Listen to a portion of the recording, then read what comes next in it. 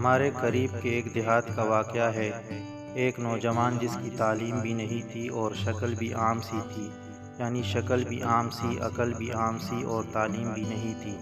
اس کی ایک خوبصورت کزن تھی۔ اس نوجوان نے کہا میں اپنی اس کزن سے شادی کرنا چاہتا ہوں۔ چنانچہ ماں باپ نے بھی ادھر زور دیا۔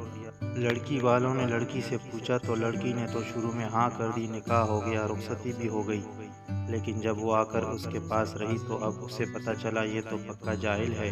وہ سوچ میں پڑ گئی کہ نہ عقل نہ شکل، زندگی کیسے گزرے گی۔ چنانچہ اس لڑکی نے دل ہی دل میں اس نوجوان کو ناپسند کرنا شروع کر دیا، مگر خاموش رہی۔ شادی کے 3-4 دن بعد عام طور پر دلہنیں اپنی ماں باپ کے گھر جاتی ہیں۔ یہ لڑکی بھی گھر چلی گئی۔ اس کے دل میں یہ بات تھی کہ اب میں دوبارہ اس گھر میں کبھی نہ آؤں تو زیادہ اچھی بات ہوگی، مگر اسے ماں باپ کے سامنے بات کرنے کی جرأت نہیں ہو رہی تھی، کیونکہ ایک تو قریب کا رشتہ تھا اور دوسرا شروع میں ہاں بھی کر چکی تھی۔ انہیں ایک گاؤں سے دوسرے گاؤں جانا تھا۔ راستے میں اس نے خاوند سے کہا مجھے پیاس لگی ہے۔ قریب ہی ایک کنواں تھا۔ خاوند نے جا کر ایک طرف گٹری رکھی اور کنویں سے ڈول کے ذریعے پانی بھرنے لگا۔ بیوی کے دل میں شیطان نے ایسی بات ڈالی کہ اس نے پیچھے سے خاوند کو کنویں میں دھکا دے دیا۔ جب دھکا دیا تو خاوند کنویں میں جا گرا۔ اس نے دل میں سوچا کہ اب یہ مر کھپ جائے گا اور ہمیشہ کے لیے اس سے جان چھوٹ جائے گی۔ اب وہ واپس ماں باپ کے گھر چلی گئی۔ اس نے ان کے پاس جا کر عورتوں والا مکر کیا۔ عورتیں مکر میں تو مشہور ہوتی ہیں۔ جیسے اخوانی یوسف نے مکر کیا تھا، ویسے ہی اس نے بھی مکر کیا اور روتی ہوئی گھر پہنچی۔ ماں باپ نے پوچھا کہ کیا ہوا؟ خاوند مجھے بٹھا کر کہیں چلا گیا۔ میں اتنی دیر تک اس کا انتظار کرتی رہی۔ میں اکیلی تھی، مجھے ڈر لگنے لگا کوئی غیر مرد آ جاتا تو میرا کیا ہوتا۔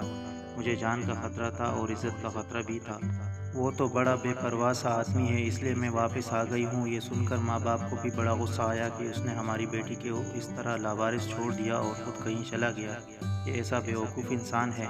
اب ادھر کی باتیں سنیں۔ جب خاوند پانی میں گرا تو جان بچانے کے لیے اس نے ہاتھ پاؤں مارے تو اس کا ہاتھ اس رسے سے پر پڑ گیا جس کے ساتھ ڈول بندھے ہوتے ہیں۔ اس نے اس رسے کو مضبوطی سے پکڑ لیا اور ڈوبنے سے بچ گیا۔ کافی دیر کے بعد اس نے ہمت کی اور آہستہ آہستہ رسے پر چڑھتے باہر نکل آیا۔ باہر نکل کر اس نے سوچا کہ میں کیا کروں۔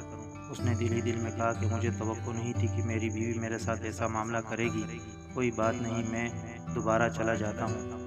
چنانچہ اب وہ دوبارہ سسرال کے گھر آیا۔ اتنے میں کپڑے بھی خشک ہو گئے تھے۔ جیسے ہی وہ سسرال کے گھر میں داخل ہوا تو لڑکی کے والدین نے اس کو بہت جلی کٹی سنائی۔ کہنے لگی تو کیسا بے عقل انسان ہے کہ تو ہماری بیٹی کو اکیلا چھوڑ کر چلا گیا۔ تو بڑا بے پرواہ ہے، تجھے اس کا ذرا خیال نہیں۔ انہوں نے جو کچھ کہا اس نے خاموشی سے سنا اور آخر میں صرف اتنا کہا کہ ہاں مجھ سے غلطی ہو گئی۔ بہرحال آپ اپنی بیٹی کو بھیج دیں، ہمیں گھر جانے میں دیر ہو رہی ہے۔ جب انہوں نے دیکھا کہ یہ بہت شرمندگی کا اظہار کر رہا ہے تو انہوں نے پھر اپنی بیٹی سے کہا کوئی بات نہیں، اب تم چلی جاؤ۔